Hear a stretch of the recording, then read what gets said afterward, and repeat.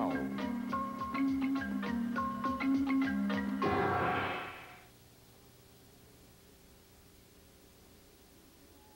é um crocodilo do Nilo. Tirou seu nome do maior e mais famoso rio da África. Há 4.000 anos, o crocodilo era reverenciado pelos egípcios. Esses domavam muitos deles e os enfeitavam com colares e anéis de ouro. Naquele tempo, os crocodilos abundavam em toda a extensão do Nilo. E existiam em todos os lagos e rios da África. Hoje, o crocodilo é uma espécie em vias de desaparecer. No cativeiro, é visto com frequência com mórbido interesse. Na selva, é tratado com medo ou indiferença. Ou pior, como uma mercadoria que deve ser morta por sua pele valiosa. Esta criatura, que tem um passado de 107 milhões de anos, pode não ter futuro. Como aconteceu isso? O que estamos fazendo a respeito? Vale a pena salvar este réptil? Vamos descobrir.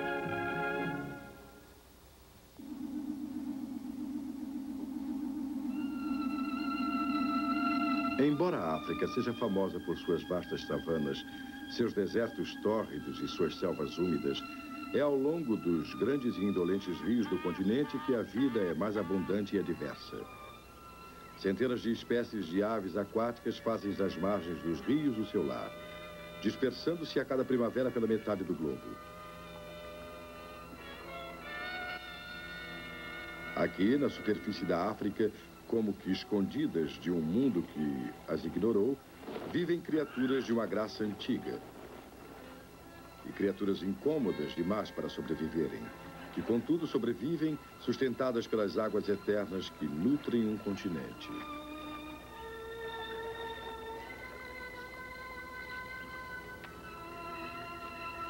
As mães ainda geram seus filhotes neste mundo incerto.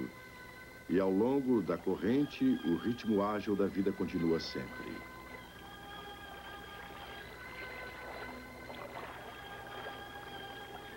Enquanto as novas gerações exploram os limites do seu reino, o predador espera, vigiando a mínima perturbação na passagem dos bichos.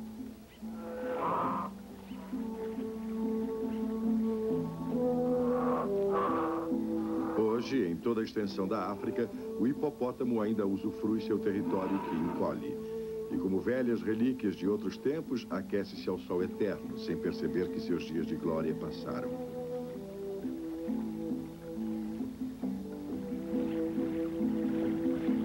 Mas na comunidade do rio, cada espécie tem seu espaço vital. Com os resíduos que produzem, cidadãos maiores sustentam um enxame de criaturas menores.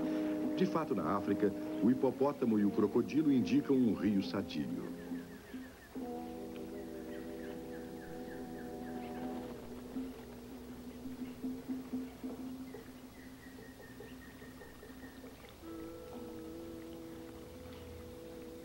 O réptil tão temido tem sangue frio. O crocodilo regula sua temperatura corporal com um ritual diário que inclui longas horas de repouso com repetidos mergulhos para dissipar o calor. Um dos últimos sobreviventes da era dos dinossauros, o crocodilo representa hoje a expressão mais avançada da ordem dos répteis.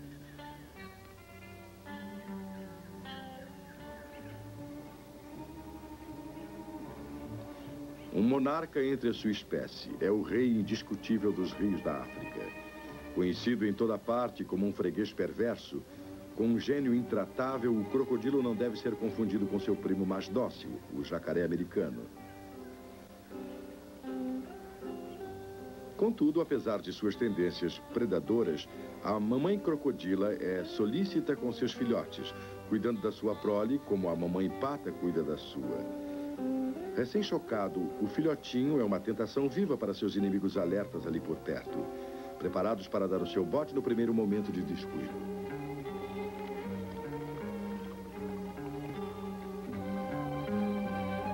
Com um pouco mais de 2 palmos a nascer, o pequenino é um modelo miniatura dos seus enormes pais. Mesmo sob o olhar vigilante de sua mãe, ele é impotente para se defender das garras de uma ave de rapina.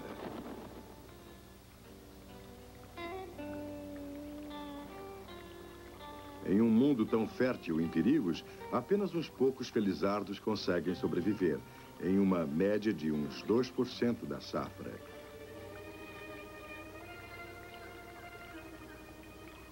Uma seleção cuidadosa mantém a população em um nível que beneficia a comunidade natural em seu conjunto. Mas se o sistema de verificação e equilíbrio for abalado? Hoje, o turismo abriu as mais remotas regiões dos rios africanos às excursões em massa. E os crocodilos, em geral, destemidos, estão reagindo com alarme à invasão.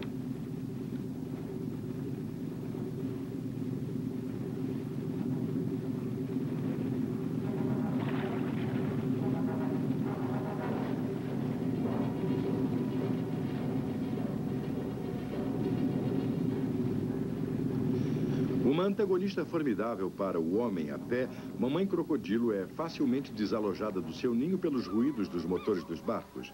Quando isso acontece, os oportunistas entram em ação. O primeiro a chegar é o astucioso babuíno. Vem vigiando o local há semanas e sabe exatamente onde atacar.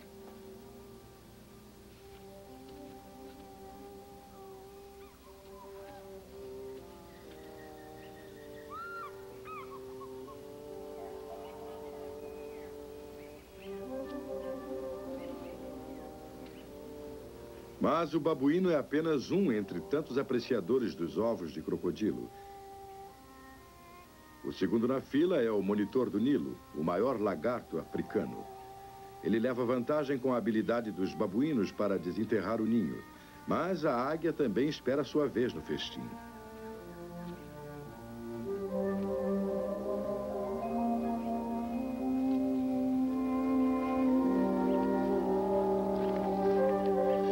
Cada ninho pode conter uns 9 ovos, mas a orgia prossegue até que os ladrões de ovos tenham dizimado a colônia inteira. E assim, os rios vão ficando cada vez mais pobres de crocodilos. A situação resulta do turismo. E assim, essa é uma das muitas forças complexas em ação para depor o rei dos répteis. Há pouco mais de um século, David Livingstone explorou este trecho de Zâmbia, não muito longe das famosas Cataratas Vitória. Nessa época, as margens do rio pululavam de crocodilos. Em certos trechos, chegando a um número superior a 100 por milha. Mas isso há muito se acabou, e o crocodilo está em positiva diminuição. Para assustar a maré, está em andamento um projeto ambicioso, chefiado por K. Gibbs, o encarregado da fazenda de crocodilos em Kaliba, na Rodésia. Com seu assistente, ele vasculha as margens do Zâmbia, revisando o território que Livingstone conheceu. Ainda hoje, o rio apresenta a cada curva um espetáculo emocionante.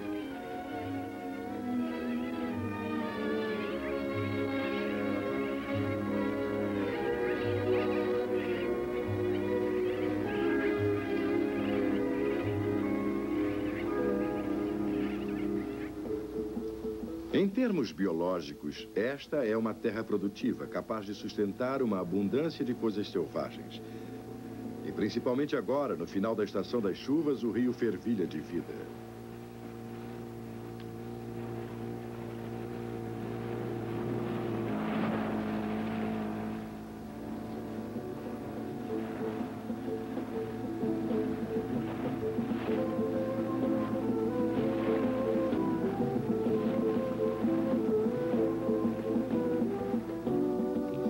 Embora dizimadas desde os tempos de Livingstone, grandes manadas de hipopótamos ainda se congregam aqui, em busca de refúgio do escaldante solo africano.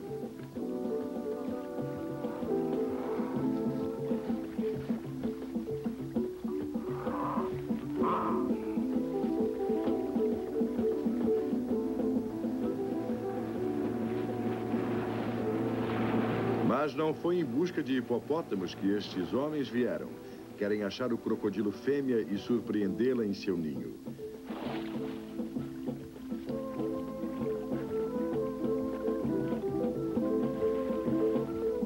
Por isso, a busca se concentra ao longo das margens relvosas.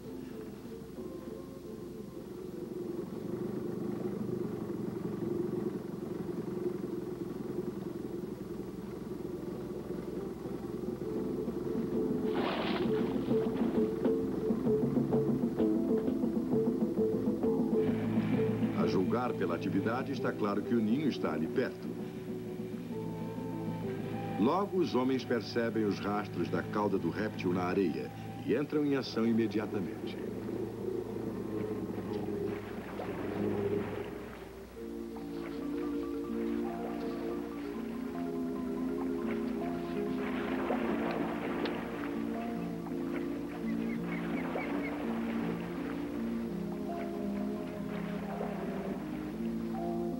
O fato é que Keggs e seus assistentes são ladrões de ovos profissionais, concorrentes da águia, do monitor e do babuíno. Mas com uma diferença importante: os ovos que eles roubam não serão destruídos, mas chocados no cativeiro, garantindo a existência de muitos e fornecendo abrigos para os que chegam. Varetas de aço sondam o terreno, penetrando um pouco abaixo da superfície, enquanto caixas especiais são preparadas para servirem de incubadoras temporárias. Há mais de 3 meses, os ovos estão enterrados na areia quente. E os homens sabem, por experiência, que em breve estarão chocados. Eles sempre deixam no local um certo número de ovos, pois apenas uma pequena fração do total é aproveitada a cada ano. Garantem assim que a mamãe crocodilo não se veja privada da tarefa de criar seus filhotes. Cada ovo é marcado para indicar o local em que estava no ninho, pois uma orientação adequada é vital para o desenvolvimento do embrião. O princípio é bem idêntico à chocagem de pintos, mas vale lembrar que os répteis inventaram o ovo e os pássaros apenas herdaram-nos.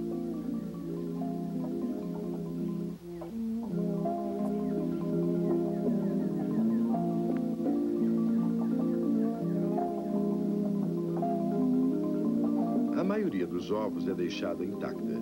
Só uma dúzia é removida para a incubação. Os que vão nas caixas são os mais felizes. Eles têm uma boa chance de sobrevivência.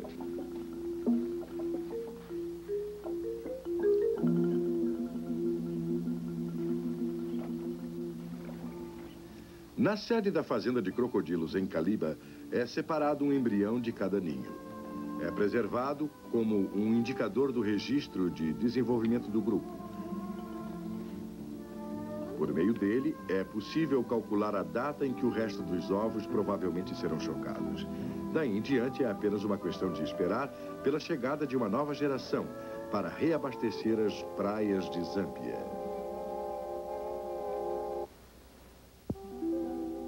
O propósito primordial da fazenda de crocodilos de Caliba é comercial, proporcionar lucros com as peles de crocodilos. Mas, ao mesmo tempo, a operação serve à causa da conservação. Por lei federal, 5% de todos os rebentos são eventualmente devolvidos ao rio como adultos.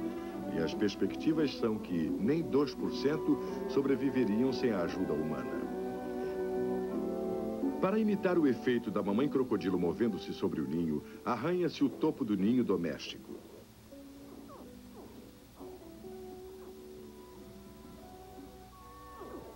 Quando os filhotes estão em ponto de emergir, eles respondem com ruídos. E está claro que a experiência foi um sucesso.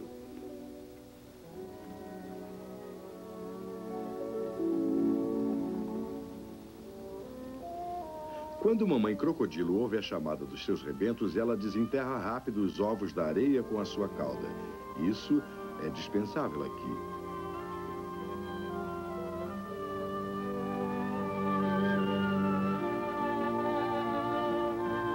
Quando acontece, os filhotes estão já emergindo e prontos para experimentar as pernas na terra.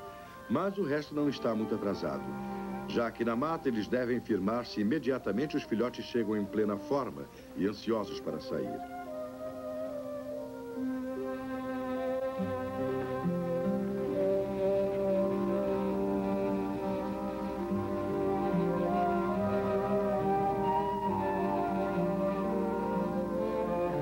Contudo, de vez em quando, sua luta requer uma ajudazinha externa.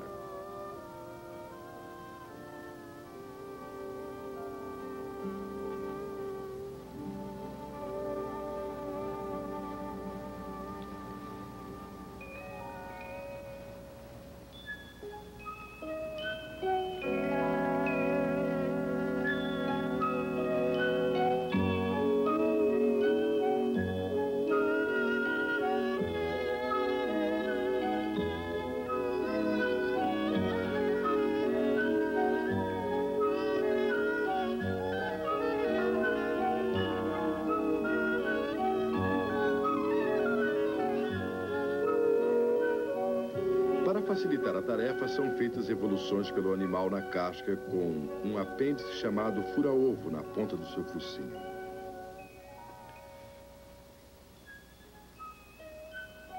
É usado como uma ferramenta para penetrar na casca. Quando não é mais necessário, o instrumento é abandonado, junto com o cordão umbilical, que se arrasta ao sol uns poucos minutos e solta os filhotes da casca.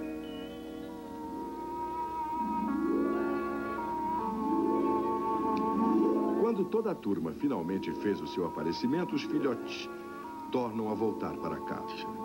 Desta vez, para um curto passeio até o seu primeiro lar aquático.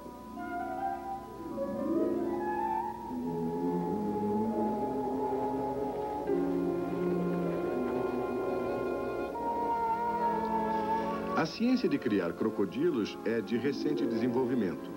E só nesses 2 últimos anos foram aperfeiçoadas todas as técnicas. Apesar de sua reputação, os filhotes são criaturas frágeis e, a menos que as condições sejam ideais, não podem sobreviver. Desde o começo, os bichinhos correm para a água, como se reencenassem o acontecimento ocorrido há tanto tempo, quando seus répteis ancestrais voltaram da terra para o mar.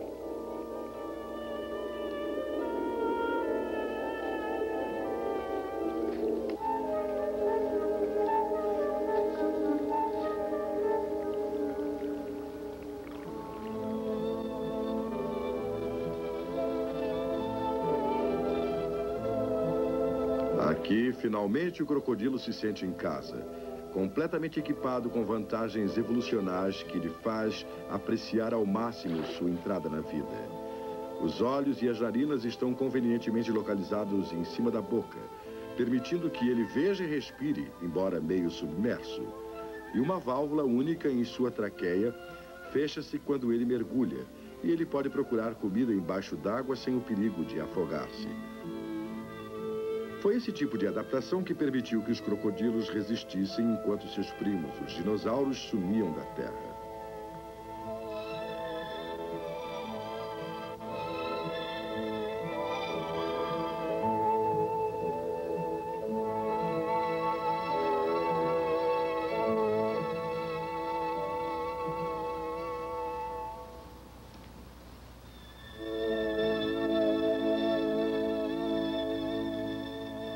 Porém, estes filhotes não sabem nada disso. A comida é a realidade essencial da vida deles. E para satisfazer essa avidez, a fazenda vive repleta de toneladas de carne de todo tipo.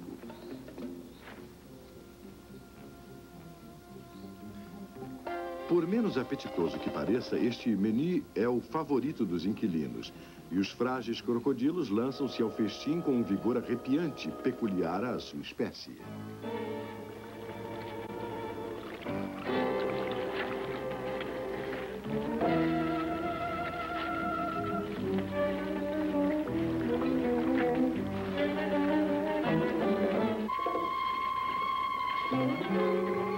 Como os crocodilos têm positiva inclinação para o canibalismo, os animais de tamanhos diferentes são rigorosamente segregados. Se tiver chance, um crocodilo de bom tamanho pode querer acrescentar um homem ao seu menu. Por isso, é muito ajuizado evitar ficar entre um animal com fome e sua refeição.